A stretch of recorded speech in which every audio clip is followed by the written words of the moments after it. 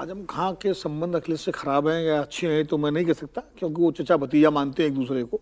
संबंध तो एक दौर मुलायम सिंह से भी उनके खराब हो गए थे जब उन्होंने समाजवादी पार्टी छोड़ी थी अमर सिंह के चक्कर में जयप्रदा के चुनाव में। लेकिन राजनीति में कब संबंध अच्छे हो जाएं कब खराब हो जाएं इसकी कोई गारंटी नहीं होती है।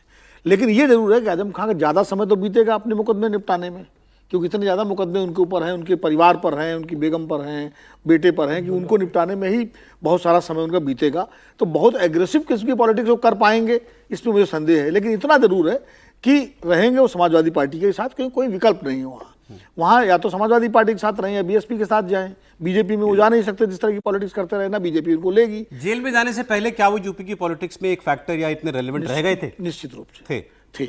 यूपी के खासकर जो रोहिलखंड का इलाका है, ये मुरादाबाद रामपुर बरेली वाला जो इलाका है, वहाँ आजम खां की एक हैसियत थी इन सब मुकदमों से पहले, और इसीलिए वो बहुत एरोगेंसी के साथ पॉलिटिक्स करते थे। लेकिन जब से जितने मुकदमे उनके ऊपर हुए और जिस तरह से उनको जेल जाना पड़ा, उनके पूरे परिवार को, उनके जो बच्चों वाइफ के ऊपर भी केस चले, बेटे भी जेल में रही, वो भी जेल में रही, तो पूरा परिवार उस तरह से कानूनी पचड़ों में इतना फंसा कि उसका आधार खत्म हो गया। और होता क्या है कि जब कोई नेता मुकदमों में फंस जाता है और ज्यादा समय उस देता है, धीरे धीरे उसके जो कार्यकर्ता है वो भी निराश हो जाते हैं। आप मान रहे हैं कि वैसा पॉलिटिकल वेट शायद अब उनका ना रहे, वो उतना नहीं रहेगा, लेकिन रहेंगे वो समाजवादी पार्टी के साथ, क्योंकि उसके अलावा उनका कोई विकल्प नहीं है।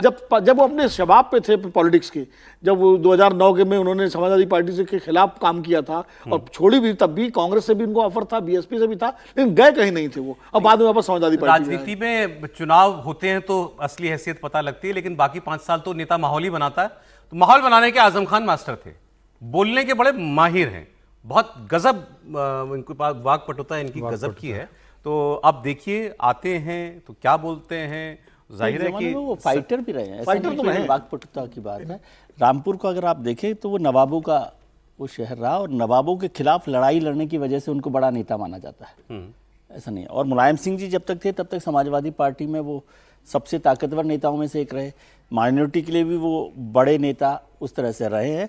और अभी जो स्थिति उनकी हुई, जितने मुकदमे हुए उसमें राजनीतिक मुकदमे तो हैं ही, लेकिन वो कहना चाहिए कि घर की लड़ाई मतलब जो अखिलेश यादव, हाँ, समाजवादी पार्टी की जो अंदरूनी लड़ाई है उसका भी हर नुकसान उनको चुनावों में खबर आती रही कि ये चाहते हैं कुछ लोगों को टिकट देना, तो वो नहीं हो पा रहा था। लोकसभा में भी ये चाहते थे अपना प्रत्याशी, जनरेशनल चेंज होता था। आजम खान मुलायम सिंह जी एक कमेंट, विशाल प्रताप सिंह हमारे सहयोगी जुड़े हैं हमारे साथ। विशाल, अब ये क्लियर है आजम खान का जेल से बाहर आने का रास्ता साफ हो गया है? देखिए सौरभ, अब से कुछ देर पहले जो आजम खां के ऊपर मुकदमों की संख्या थी, 90 से ज्यादा उनकी संख्या बताई जा रही है। उनमें से ज्यादातर मामलों में, यानी कि लगभग सभी मामलों में जमानत हो चुकी थी। आखिरी मामला आज बाकी था इलाहाबाद हाई कोर्ट में, जहां अब से कुछ देर पहले आजम खां को क्वालिटी बार के मामले में, जहां बताया था कि जबरन कब्जा किया गया था जमीन पर, उस मामले में भी इलाहाबाद हाई कोर्ट ने जमानत दे दी है। तो अब से कुछ देर पहले उनकी जो अधिवक्ता है, जो इस पूरे मामले में इलाहाबाद हाई कोर्ट में भी पेश हुए थे, उनसे हमारी बातचीत हुई और उनका कहना है कि फिलहाल अब आजम खां के ऊपर कोई भी मामला लंबित नहीं है, जिसके जरिए उनको जमानत हासिल करना बाकी हो। तो जब अधिवक्ता से हमने ये भी पूछा कि अब ये माना जाए कि आजम खान जेल से बाहर आ जाएंगे, तो उस पर उनका स्पष्ट यही कहना था कि अब फिलहाल कोई भी केस लंबित नहीं होता है। तो ऐसे में समाजवादी पार्टी के वरिष्ठ नेता आजम खान के जेल से बाहर आने की जो भी तमाम बाधाएं थी वो दूर हो चुकी हैं। अब बस बात यही बचती है कि बॉन्ड भरने तक और जेल में बाकी फॉर्मेलिटीज होने तक अगर कोई नया मुकदमा दर्ज नहीं होता है, तो ये माना जाएगा कि आजम खान जेल से बाहर आ सकते हैं, सीतापुर जेल से, जहां उनके ऊपर 90 करीब से ज्यादा मुकदमे चल रहे थे। उनमें से सभी मामलों में फिलहाल विशाल, आपका बहुत शुक्रिया और आपने बड़ी इंपॉर्टेंट जानकारी दी।